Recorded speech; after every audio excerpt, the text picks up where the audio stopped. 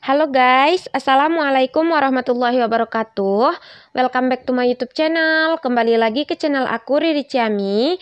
So, di video kali ini aku mau memberitahukan kepada teman-teman seputaran bantuan yang diberikan pemerintah, yaitu BLT BPJS Ketenagakerjaan. Nah, di sini banyak sekali yang komen di video aku sebelumnya, di mana ada 7 bank yang tidak bisa dicairkan BLT BPJS Ketenagakerjaannya. Di situ banyak sekali teman-teman yang komen bahwasanya BLT BPJS Ketenagakerjaannya itu belum cair sama sekali.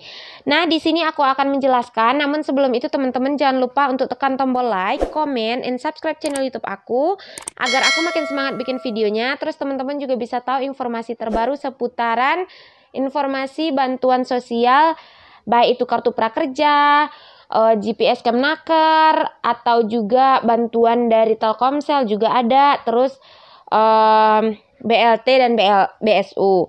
Nah, di sini aku akan menjelaskan kenapa teman-teman belum cair BLT subsidi gaji untuk BPJS Ketenagakerjaannya.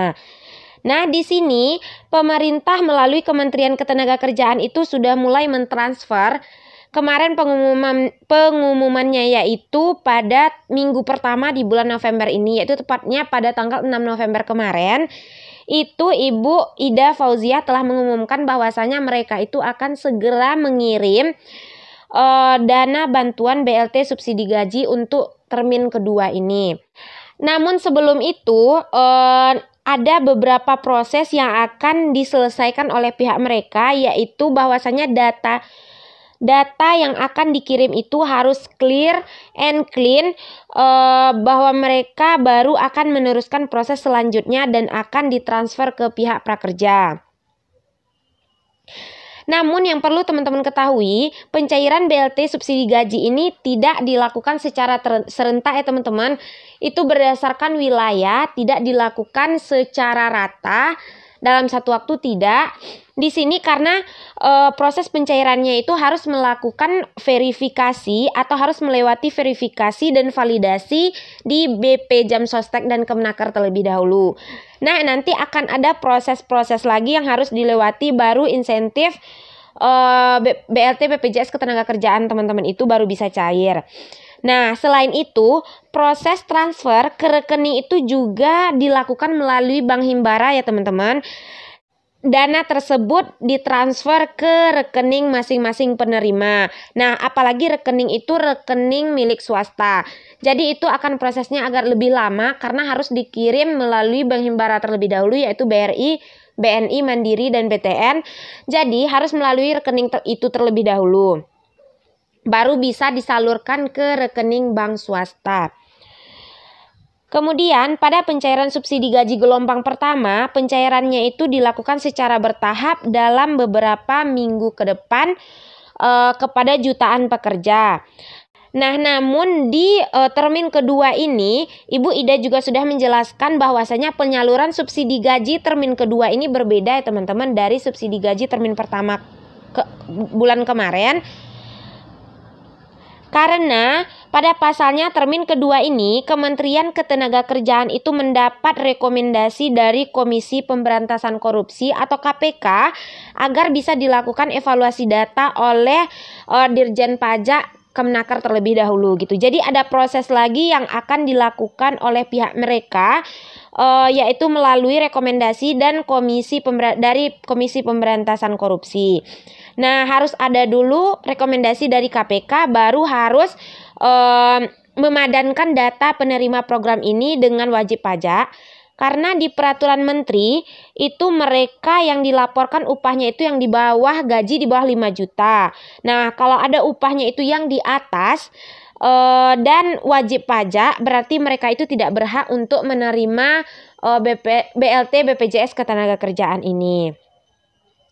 Nah, Ibu Ida Fauziah juga menjelaskan bahwa saat ini data penerima subsidi gaji 600 termin pertama dalam tahap evaluasi yang dilakukan oleh Kementerian Keuangan melalui Direktorat Jenderal Pajak. Jadi, yang kemarin juga sudah mulai dilakukan tahap evaluasi. Nah, lebih lanjut lagi, Ibu Ida juga menjelaskan bahwa evaluasi data ini dilakukan atas usulan dari KPK agar penerima subsidi gaji ini sesuai dengan persyaratan yang telah dicantumkan dalam Peraturan Menteri Ketenagakerjaan atau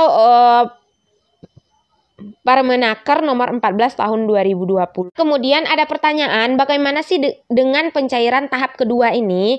Nah, setelah mereka itu mencairkan tahap pertama kemarin atas rekomendasi KPK, mereka itu perlu memadankan data penerima dengan data wajib pajak di Kementerian Keuangan.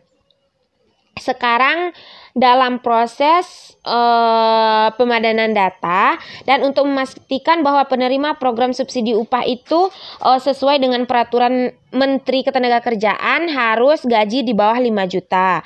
Dan dia juga menargetkan evaluasi data penerimaan program BLT subsidi gaji gelombang kedua ini dilakukan oleh Dirjen Pajak akan dituntaskan dalam waktu dekat ini. Jadi buat teman-teman semuanya, untuk bersabar terlebih dahulu jika teman-teman belum adanya masuk dana yang ditransfer oleh pemerintah karena melalui proses-proses tertentu per daerah tertentu.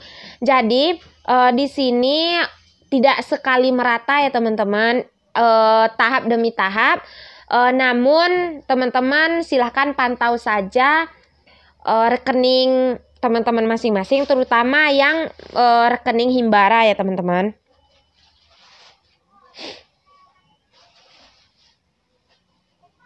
Nah, ini bantuan subsidi gaji ini akan berlanjut hingga tahun 2021 dan juga